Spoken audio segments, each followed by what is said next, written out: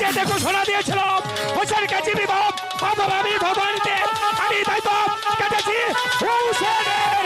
মাথা।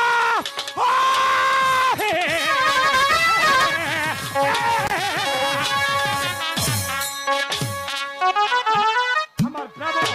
আমার খাতাবান দেখাবাউতি আমাকে দেবে লক্ষ টাকা তাই তো আমি এখনই যাব নমস্কার সাইজে সম্রাট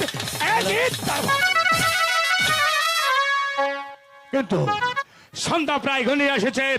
এই সময় আমি দামেস্কের পথ হয়তো ভুলে যেতে পারি তাই তো আজকে রাতটুকু আমি কোথায় কাটাবো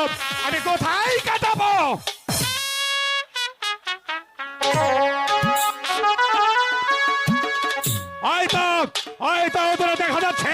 ব্রাহ্মণের বাড়ি রাতটুকু ব্রাহ্মণের বাড়িতে কাটিয়ে আগামীকালে প্রত্যেকে উঠতেছে আমি পাবো 1 লক্ষ স্বর্ণ মুদ্রা।